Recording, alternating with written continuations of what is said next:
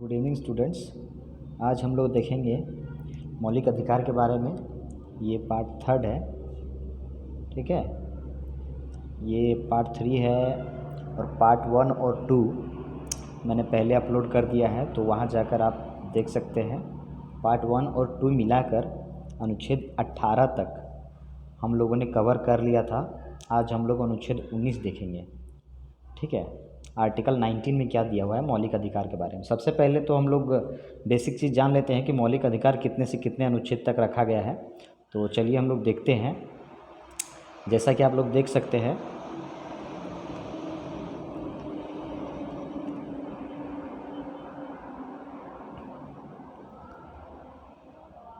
अनुच्छेद 12 से लेकर 35 तक, अनुच्छेद 12 से लेकर 35 तक, अनुच्छेद 12 से लेकर 35 तक रखा गया है मौलिक अधिकार को।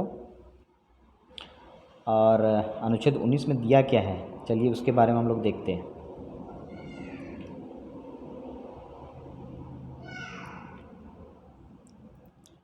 अनुच्छेद 19(1)(a) में बोलने का अधिकार के बारे में हम लोगों को अधिकार मिला हुआ है, ठीक है।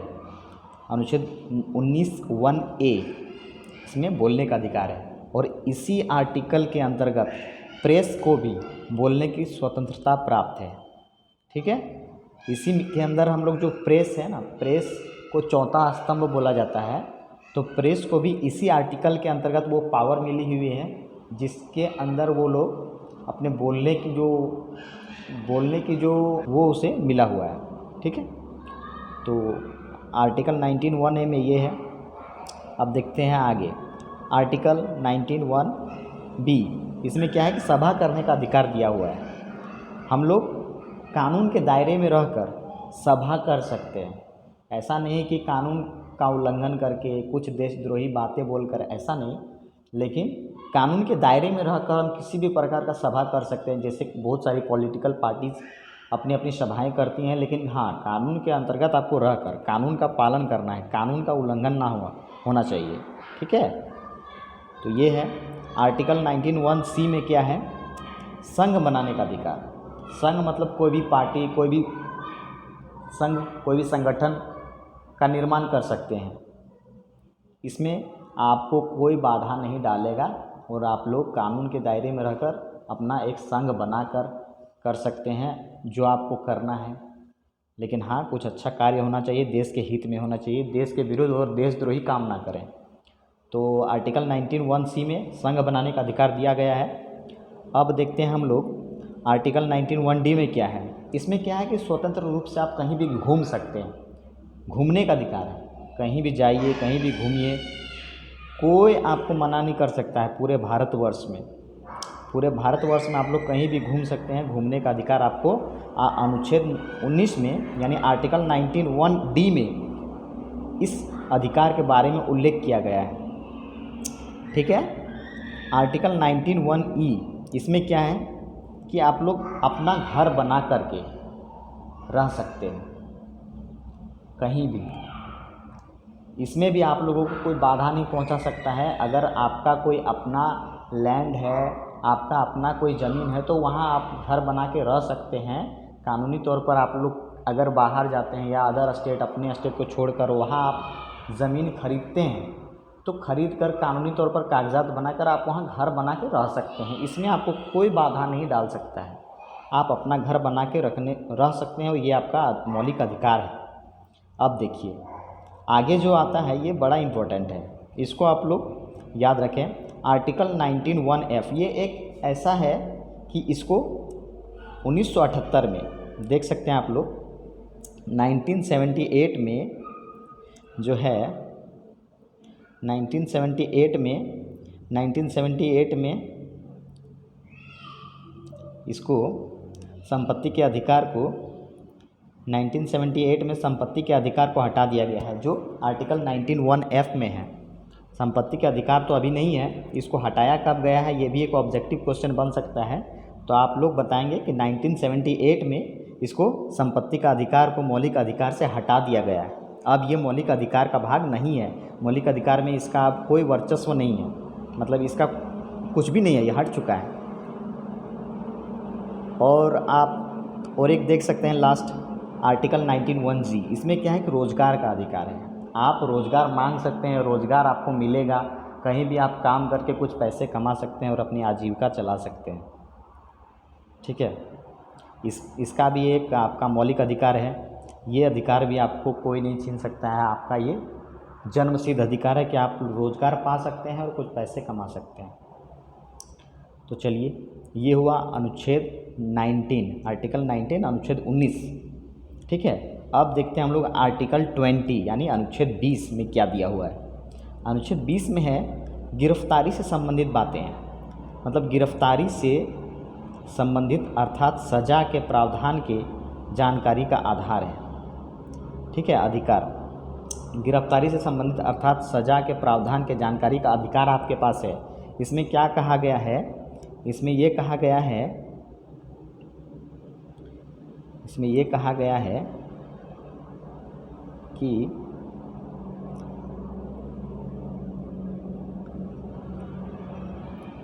इसमें ये कहा गया है कि आर्टिकल 21 22 जो है, अच्छा इसमें उतना, अच्छा ठीक है, इसको हटाते हैं हम यहाँ से। चलिए आप लोग ध्यान दीजिए, ध्यान से सुनिए। इसमें क्या है कि आर्टिकल 20 में गिरफ्तारी से संबंधित बातें हैं, तो आप लोग इस बात को ध्यान से सुनिए कि आर्टिकल 21, ठीक है, आर्टिकल 20 ब्रैकेट में 1 होता है। ठीक है, तो इसमें क्या कहा गया है कि एक अपराध के लिए सिर्फ एक सज़ा होगा। ठीक ना, अगर आपने कोई अपराध किया है तो आपको सिर्फ भारत सरकार से एक ही सज़ा मिल सकती है, जो उस अपराध के लिए उस वक्त जो कानून होगा उसके आधार पर। ठीक है, तो देख सकते हैं ये हुआ 21 में क्या कहा गया, अनुच्छेद 20(1) में ये कहा गया है एक अपराध के लिए सिर्फ एक सज़ा। 20(2) इसमें क्या कहा गया है, जब किसी को, मतलब मान लीजिए कि 2 साल का सज़ा हुआ, जब किसी को 2 साल का सज़ा हुआ तो उतनी ही सज़ा मिलेगी, लेकिन कानून में कुछ नया चीज़ जुड़ने पर सज़ा बढ़ भी सकती है। कहने का क्या मतलब है कि अगर किसी को 2 साल का सज़ा हुआ और उस सज़ा, उस अपराध के लिए अगर कानून में कुछ नया चीज़ ऐड हो गया, नया कानून संशोधन हुआ, तो उस आधार पर भी उन लोगों का क्या होगा, सज़ा बढ़ सकता है। आप देखिए क्या है, और एक है, ये है 20(3), इसमें क्या है, इसमें कहा गया है कि पुलिस किसी व्यक्ति को खुद के खिलाफ गवाही नहीं दिला सकता है, मतलब किसी को फोर्स नहीं दिला सकते हैं कि आपको कबूल कर लेना है, आप गुनाह किए हैं या नहीं किए, लेकिन आपको कबूल करना है, फोर्स नहीं कर सकती है पुलिस, और इसे माना भी नहीं जाएगा। ठीक है, अगर कोई व्यक्ति ये भी कहे कि नहीं, झूठा, अगर कि मैंने नहीं भी किया है तो हाँ मैंने किया है, मुझे सज़ा दी जाए, तो ऐसा भी नहीं होता है। ठीक है, तो ये रहा आर्टिकल 20(3), इसमें ये चीज़ है। ठीक है, अब चलिए हम लोग देखते हैं अनुच्छेद 21 यानी अनुच्छेद 21 में क्या है, प्राण एवं दैहिक स्वतंत्रता का संरक्षण है। ठीक है, अनुच्छेद 21 में क्या है, प्राण एवं दैहिक स्वतंत्रता। इसमें क्या बताया गया है कि संविधान में लिखा है कि किसी की ज़िंदगी को सिर्फ एक ही आधार पर ख़त्म किया जा सकता है, जैसा कि कानून में लिखा गया है।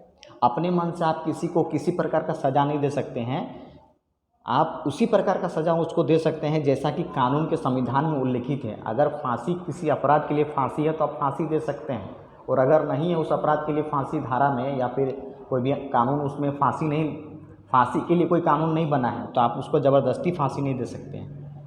मतलब जैसा संविधान में लिखा गया उसी आधार पर आपको अपराध का सज़ा भी देना है। ठीक है,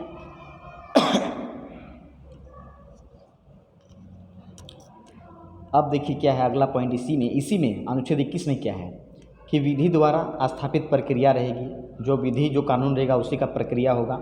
आईपीसी भी एक धारा होती है, जैसा कि आप लोग सुनेंगे, आईपीसी की धारा 309 के तहत आत्महत्या को अपराध माना गया है। ये आपके लिए एक नोट करने वाला पॉइंट हो सकता है, ठीक है।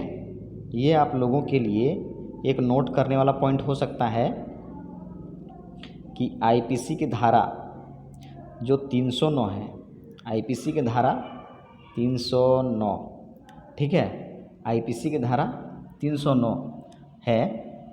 इसके तहत आईपीसी की धारा 309 के तहत आत्महत्या को अपराध माना गया है, ठीक है। चलिए आगे हम लोग आते हैं, ठीक है। अपराध माना गया है। अब देखिए आईपीसी की धारा 306 आईपीसी की धारा 306 के तहत, वो तो था 309 के तहत आत्महत्या को अपराध माना गया है। 306 में क्या है कि आत्महत्या के लिए उकसाना भी अपराध माना गया है। 309 खुद से आत्महत्या करना अपराध है और 306 आईपीसी की धारा, इसमें अपराध के लिए उकसाना, आत्महत्या के लिए उकसाना भी एक प्रकार का अपराध ही है। देखा जाता है कि किसी को उकसाया जाता है, परेशान किया जाता है, जिससे कि वो तंग आकर आत्महत्या कर लेता है, तो ये भी एक प्रकार का अपराध होता है। अब है और एक आईपीसी की धारा 307 यानी 307 के तहत आत्महत्या पर भी सज़ा का प्रावधान है, ठीक है। आत्महत्या पर भी सज़ा का प्रावधान है, लेकिन जब आत्महत्या वो कर ही लेगा तो उसमें सज़ा उसको मिलेगा क्या, लेकिन है कानून में उल्लेखित है ऐसा। तो चलिए देखते हैं। और इसके बाद क्या है कि 86वां अनुच्छेद 21A जोड़ा गया है, ठीक है। 2002 में एक संविधान संशोधन हुआ था, जैसा कि आप लोगों को पता होगा, जिसे अनुच्छेद 21A बोला गया है, ठीक है। इसमें क्या 86वां संविधान संशोधन हुआ था, 86 संविधान संशोधन हुआ था, ठीक है। और उसमें कहा गया, कब हुआ था, 2002 में। उसमें क्या कहा गया था, क्या जोड़ा गया था उसमें, 6 से 14 वर्ष तक के बच्चे, 6 से